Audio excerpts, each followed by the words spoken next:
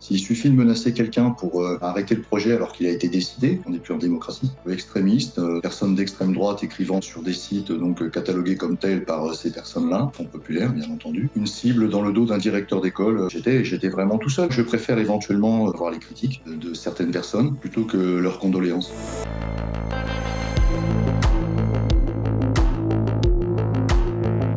Nicolas Bourrès, je suis directeur de l'élémentaire André Chénier à Neuilly-sur-Marne et normalement très identifié ici à Front Populaire puisque j'ai été un contributeur régulier depuis 3 ans passés déjà. L'histoire commençait en fait avec le souhait de vouloir expérimenter la tenue commune à partir de la rentrée prochaine en septembre, ce qu'on appelle classiquement l'uniforme scolaire. Et donc, on a eu quelques oppositions, mais bon, a priori, pas beaucoup.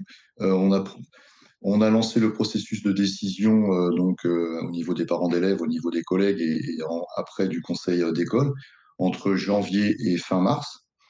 Et puis, donc, il y a eu quelques réunions, bien entendu, de concertation. Enfin, tout a été fait dans la transparence, dans la concertation avec chacun.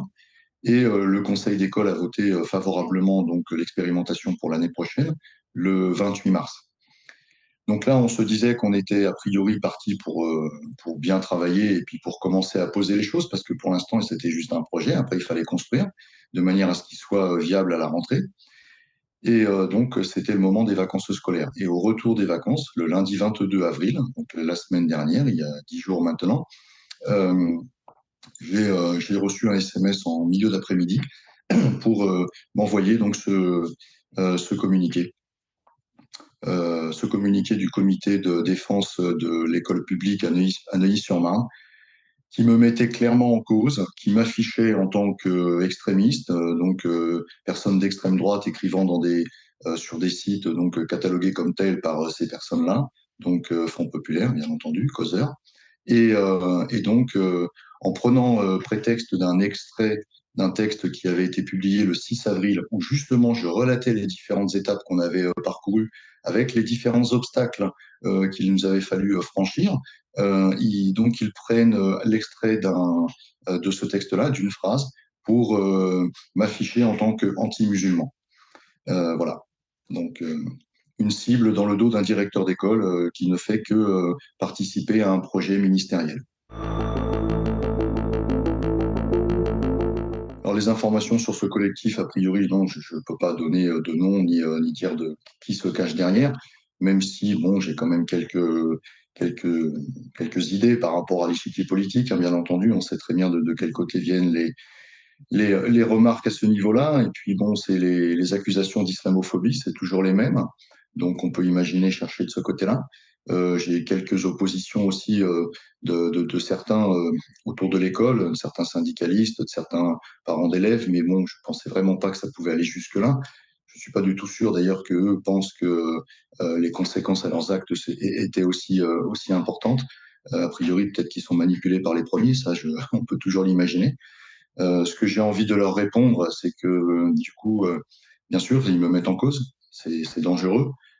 Pour autant, ça n'implique rien par rapport à la tenue commune. Je veux dire que c'est mis en place, ça sera mis en place, c'est voté, c'est accepté. Je veux dire que sinon, quel est le discours qu'on peut tenir aux élèves en termes de démocratie et de concertation, puis ensuite d'acceptation de la décision majoritaire? S'il suffit de menacer quelqu'un pour arrêter le projet alors qu'il a été décidé, on n'est plus en démocratie. Bah, comme je vous disais tout à l'heure, c'est affiché dans un tract distribué dans la commune et surtout devant mon école aux parents d'élèves qui voulaient le prendre. Bon, certains ne l'ont pas pris, hein, d'après ce que je sais. Il y en a beaucoup d'ailleurs qui ne s'y sont pas intéressés. Et heureusement, j'ai leur confiance et leur soutien. Donc, les teneurs des menaces, c'est extrême droite, extrémiste, anti-musulman. Donc, voilà. Euh, on sait bien où ça va, hein, on sait bien ce que ça signifie et que ça peut représenter un danger, alors non seulement pour moi, bien entendu, mais surtout pour l'école en règle générale, c'est-à-dire les élèves, les collègues, ce qui justifie mon arrêt maladie et mon retrait, on va dire, de l'école, de manière à espérer, parce que bon, c'est pas non plus sûr, mais espérer que les, l'école soit tranquille à ce niveau-là, quoi. Bon, bien sûr que non, je pensais pas que ça allait autant prendre entre guillemets sur les réseaux. C'est vrai que ça a fait énormément de bruit, énormément de médias qui m'ont contacté et donc avec qui j'ai pu échanger.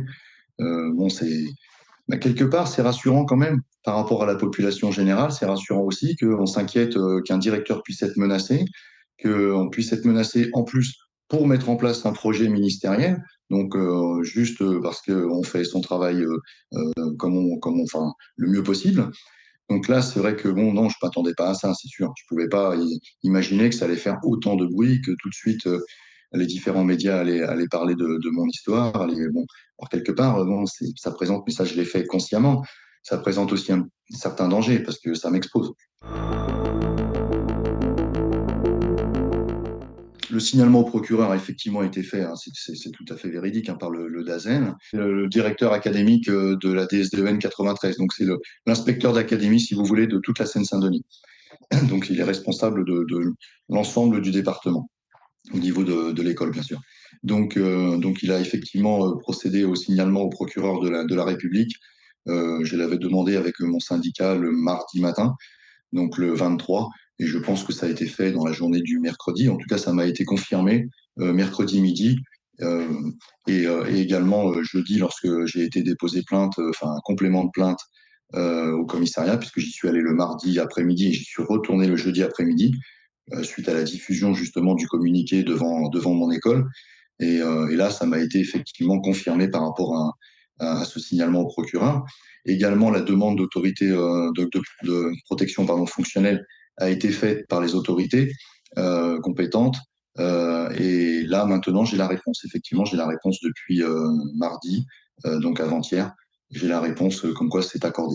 Mais avant, je ne le savais pas, hein. Donc, lorsque Madame la ministre le disait lundi, ça, moi, j'avais pas de réponse officielle. Donc, c'est pour ça que j'ai répondu ça aux différents médias qui m'ont questionné à ce propos.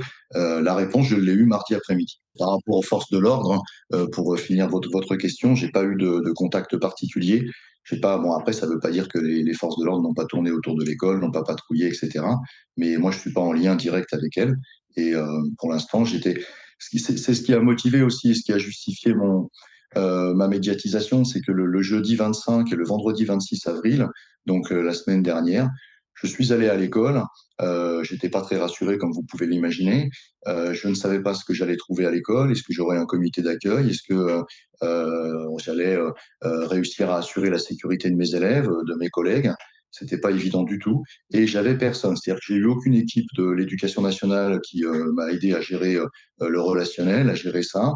Et j'ai eu aucune équipe des forces de l'ordre, que ce soit municipale ou nationale, pour essayer d'assurer la sécurité physique, pour le coup, là, des personnes, quoi. Donc, j'étais vraiment tout seul sur place, j'étais tout seul. Et pour le reste, pour mes démarches, heureusement que j'avais mon syndicat pour me seconder, hein, Action et Démocratie, CFE-CGC, parce que sinon, j'aurais été, pour le coup, là, tout seul vraiment, quoi. Donc après, la médiatisation, forcément, ça a fait réagir tout le monde, ça a fait réagir Madame la ministre. Bon, alors on entend déjà des petites voix, hein, qui disent que oui, c'était pas si grave que ça, puisque ceci, puisque cela. Mais je sais pas, moi, si le principe de précaution, il s'applique pas aux agents de l'État, on fait comment, quoi? Je veux dire on attend quoi? On attend qu'il y ait l'irréparable. Moi, je préfère éventuellement, mon syndicat et ma famille également, hein, nous préférons éventuellement avoir les critiques de certaines personnes, y compris d'ailleurs du ministère, plutôt que leurs condoléances. Qui a envie de s'en emparer pour commettre une agression, voire pire? Je suis pas serein, j'ai pas spécialement peur, mais je suis pas serein. Le retour à l'école va être compliqué, je pense.